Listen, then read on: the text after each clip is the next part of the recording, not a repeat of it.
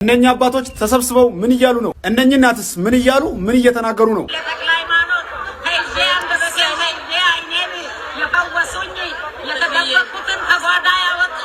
የማይቀርበት ፕሮግራም ሊቃነ ጳጳሳት፣ መምህራን እንዲሁ ደግሞ ዘማሪያን የሚገኙበት ግንቦት 23 እና 24 ወይም ቅዳሜና እሁድ ወላይታ ሶዶ ከተማ ደብረ መንክራት አቡነ ተክለ ሃይማኖት ገዳም ከ38 ዓመት በኋላ ህንጻ ቤተክርስቲያኑ ስለሚመረቅ ሁሉም ኦርቶዶክሳውያን እንዲገኝ ጥሪ ቀርበዋል። የኢትዮጵያ ሶስተኛው ቅዱስ ፓትርያርክ የነበሩ ብፁዕ ወቅዱስ አቡነ ተክለ ሃይማኖት ወይም በወላይታ አካባቢ አባ መላኩ ተብሎ የሚጠሩት በአታቸው የነበረችና የ800 ዓመት ታሪክ ያላት እቺ ገዳም የገዳሙን ግንባታ ፓትርያርኩ አስጀምረውት ለኢትዮጵያ ኦርቶዶክሳውያን ሁሉ የኑዛዜ ቃል ጨርሱልኝ በማለት እግዚአብሔር ፍቃድ በዚህ ትውልድ ተጠናቆ በአባ ይስሐቅ ተፈጽመዋል። ስለዚህ ሁሉም ኦርቶዶክሳውያን ይህን የታሪክ አጋጣሚ ግንቦት 23 እና 24 በወላይታ ሶዶ በአቡነ ተክለ ሃይማኖት ገዳም በመገኘት ይህን ግዙፍ ታሪካዊ ህንፃ እናስመርቅ፣ እንዲሁ የአባቶቻችንን ጥሪ በማክበር በረከት እናግኝ ማለት ፈልጋለሁ።